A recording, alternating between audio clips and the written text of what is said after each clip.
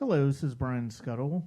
This is an interview that I did recently with director Ashley George, producer and story writer Maya Korn, and screenwriter Alonso Rickards on their short film Diabla. I'd actually first seen it at the Women in Horror Film Festival, and that's how I met Maya. And it is going to be playing at the Fantasia International Film Festival that runs from August 20th to September 2nd. And I wanted to take a chance to talk to them about the movie, and I hope you enjoy that. So, my first question is I did have a chance to rewatch the film. Thank you very much for the link so I could do it again because I haven't seen it since the Women in Horror Film Festival. What was the inspiration behind the film? Maya, you want to start with that? Because it came from Maya. Yeah, I think Maya should start. First. First, I was kind of very incensed by Trump's comments about women and Mexicans. So I decided to go to Mexico to kind of research, like, is there something to say? And I pitched it in a women in film meeting, and that's when I met Ashley, and we decided to go and research. And then through conversations, we realized no one really gives a fuck about Trump in Mexico. They think he's an idiot. They think we're idiots for having him as president. But femicide is like a huge issue. So it was like, the statistic keeps changing, but I think it was that nine women die every day from gender-based killing. And so we decided to talk about that. And then it kind of evolved through writing sessions between Alonso and Ashley into a rape revenge piece. Yeah, and I think we mutually shared a lot of a desire to focus on women's issues specifically. And so we knew that we wanted to focus on what was happening with women specifically there. That's all I have to add, though. Yeah, and I would just add, like, when Maya approached me with the idea, I think one of the things that I was interested in was growing up in Mexico City, my experience as a teenager, having friends who were in like what I would describe as like witchcraft adjacent subculture. So to me, like the urban like subcultures of Mexico City were a big sort of entry point, and kind of joining that together with the larger political question. Yeah, and I think that's one of the more interesting things that I appreciate about the movie, and one of the things I like about it is that it's an example of a horror film where the supernatural elements are not inherently a bad thing in this case. They're very much used to right a wrong. And I think that's something we don't often see in horror. And I think that's one of the things that is really compelling about the way that the story plays out. Yeah, it's like a social justice horror. I feel like the new wave of horror, like more in the vein of sort of Get Out, and it follows with as like something else underneath it all. Yeah, and the supernatural element is so much. It's like more of an inherent value in the narrative. It's not really what the film is that, like what it's about at its core. It's just a part of the culture and the world that the story exists in. So, yeah, we were very aware of how magic plays a part in Mexican culture, but didn't want that to be what the film is about. Primarily. Yeah. No, and I think and for me watching it again, and even watching it the first time, one of the things that almost as painful as the actual assault that happens in the film is the fact that she goes to her brother afterwards and he just completely blows her off, calls her a liar and all that. And I like that underneath this whole thing there's just this whole idea of condemning the idea of toxic masculinity, and the fact that in an assault like this, it's not just the person who did the assault, but it's the people that enable them to get away with it too. Totally. And I think from the beginning, like, I think we all had this clear idea about trying to speak to the larger machismo culture in Mexico, right? And I think that word comes up a lot. And, you know, in the context of Mexico, like, there's ongoing movement and like protests to try to bring attention to this issue. And I think it's actually changed since we started writing the film. It has become a more foregrounded issue, which is wonderful. But it is kind of like a systemic thing. And I think we tried our best to show that it's not just like one little revenge plot line. This is like an entire environment. Yeah. And I think that's sort of, and that really does come into play when she's at the nurse's office, and basically the nurse is telling her everything's gonna be all right. We'll take care of you, and you make that obvious connection of, oh, she's a, you know, she's a nurse or a doctor, and so she's a caretaker. She'll take care of her. But then you find out the sort of reality behind that in the way of the film, and it makes it even more impactful because of the fact that it's this the basic idea of women having women's backs in there. And I think that's a pretty, there are a lot of really the gender politics in this are really strong and really well put together. I mean, yeah, it's about women's empowerment, you know, and the sisterhood really at its core. Yeah. I mean, Alonso is a part of this too. The sisterhood, like, you know, he's an ally. I think of that.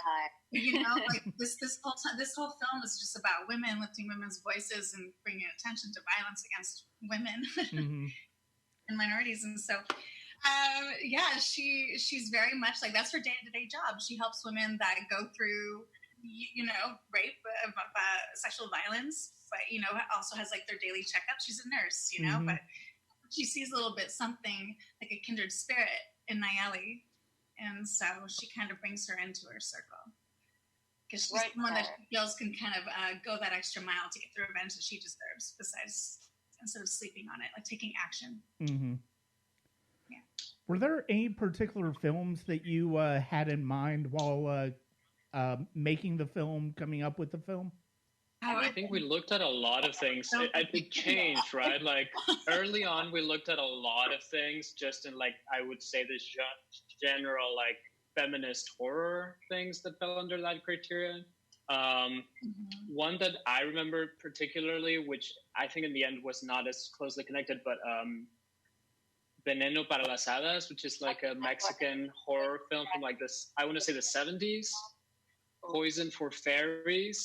And it's kind of like I guess it's kind of like a ghost story, but it has all these like sexual innocence undertones. And so that was kind of like, I think, where we first came from. And it evolved over the writing process. But that's one that I remember from early on. And then we made friends with a producer in Mexico, Andrea, and we watched Here Comes the Devil was a big one, right? I think for me and Ashley, I can't remember. Did I send you the screen? I think I did send you.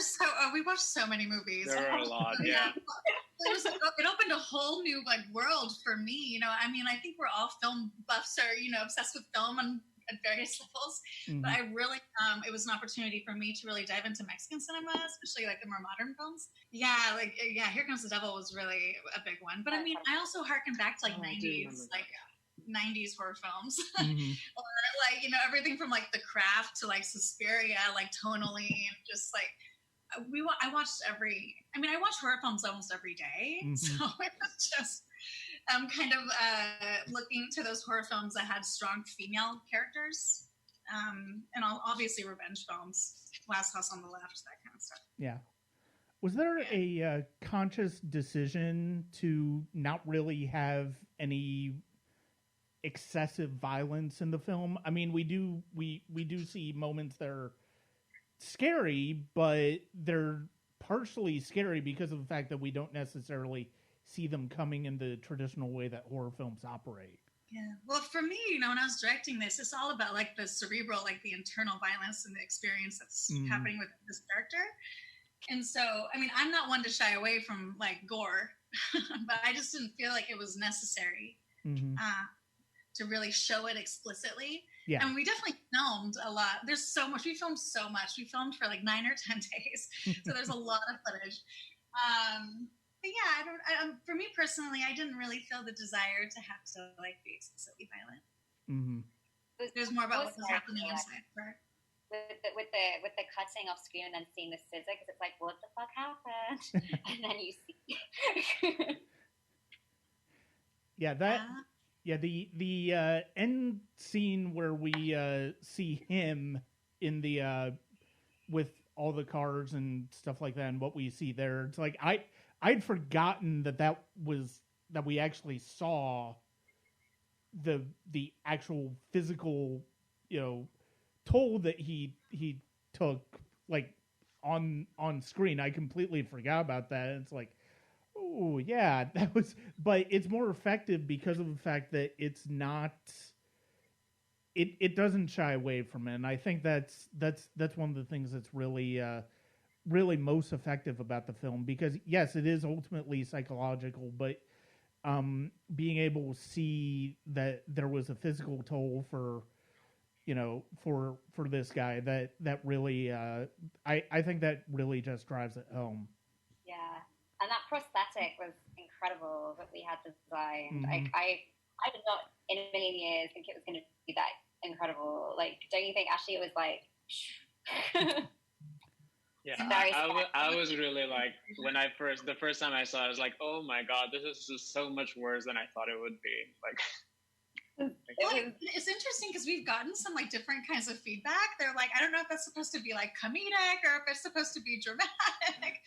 And honestly, it's like, yeah, I mean, when he lost his own self-respect by taking sexual advantage of this woman, he lost the ability to have this balance of this, like, object of power. And I think you can kind of laugh at that, I guess, if you want to. But I've been mostly interested in like how people view that tonally at the end. Mm-hmm. Right. Like, is that like, what is the payoff? Is the payoff like, oh, I can finally breathe, and like, or is it like, whoa, that's intense. Oh my god, I can't believe this guy has to live with this for the rest of his life, like that. And I love the way that we ended the film with that, because it kind of leaves it open-ended, and I think the audience can kind of go in their own direction. No, I would definitely agree with that. Who's the victim? By and large, what's the reception for the movie been like? I mean, I know we're doing this shortly before it plays at Fantasia Fest this year.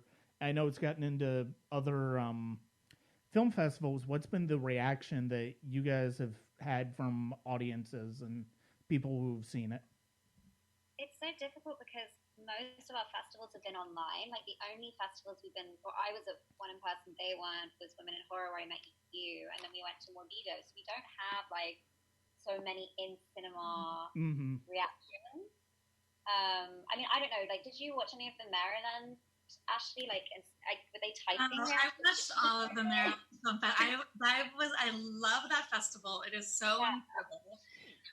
But yeah, for me personally, I've had a lot of people reach out to me and just be like, whoa, I watched Diabla, like, holy shit. Like, that's a really intense film, but like, a lot of people speak to how they really appreciate like the reality, the way that it was captured, like emotionally. And just overall, they just found it to be a very intense experience. I think that when you do these like virtual screenings, it's so hard to like capture the audience reaction. Yeah. But with these upcoming festivals that we have, I think like the hybrid physical virtual experience with festivals, hopefully we'll be able to interact more with audiences and engage more. I know, like, for example, Maya and I, or anyone on our team, hasn't really had the opportunity to do like an actual Q&A as well. Yeah. So it's been, COVID-19 has definitely affected this process, but like a few people say, like, they'll like contact us and there'll be a Q&A, but then it's like we never get notified. Yeah. So maybe an upcoming virtual festival will have us do Q&A. We'll see. Yeah, I'm curious. Yeah, I'm curious how Fantasia Fest is going to do the Q&As for especially the short film blocks, and because I'm so used to a short film at the short film blocks. They have the filmmakers who are present come up and they'll answer questions and all of that. But yeah, with this, are you basically just going to be on standby and just waiting until the block is over, or what's going to happen? So yeah, I am looking forward to. I'm actually grateful for this being on virtual because of the fact that gives me a chance to cover it without having to go anywhere. But at the same time, I love the experience I had with Women in Horror, and it's all about the personal interaction. It was all about the personal interaction with the filmmakers and everybody else there watching the movies. And yeah, I'm gonna miss that here. I mean, I'm curious to see how they're going to try to replicate that here. But yeah, the only thing I'm seeing, so Fantasia seems to be, from what I'm seeing, like it's got it's going to have the most sophisticated online platform. It's like, I don't know, Oscar level theatre screen quality, and so that's cool. I read a big article in Variety about that, but we haven't heard anything about logistics yet. We don't know like how they're going to be doing networking or anything. Like, yeah, I have no idea what Fantasia are planning. I just know there was like this Variety article saying that it was like theirs is going to be the shiniest. I was like, that's pretty cool. Dance and Fantasia are probably going to, like you were speaking to like the more high tech, platform. I feel like we might be more successful at pulling off live screenings and actually having viewers ask questions, much like this Zoom process, like we've seen in webinars, and we're becoming pros at that. But also pre-recorded Q&As have been a big thing. I know with like Maryland, that's what they did. Like they pre-recorded them, and then. But hopefully we can interact with some audiences soon. Yeah. Overall, yeah, I'm still waiting to because I'm supposed to cover the Atlanta Film Festival in September, but I haven't heard. As far as I know, they're still planning on doing it. But is it going to be in person? Is it going to be virtual? What's it going to be? I'm definitely looking forward to. I'm looking forward to the time where we can like safely go back to movie theaters and just in general and be able to have these type of experiences just in person where we can talk to a filmmaker, we can tell them how much we appreciate the film. And but at the same time, that's one of the things that I really enjoyed. Part of the reason why I reached out to Maya about doing this interview is because it's like, meeting her at Women in Horror, it's like, and when she said that it had been accepted into Fantasia Fest, it's like, okay, this would be a good time to do an interview for it. So, yeah, I'm grateful for the time that you're giving me today, and I definitely appreciate definitely appreciate your insight in this film that you made. Oh, thank you, Thanks, Brian. Thank you so much, Brian. Mm-hmm.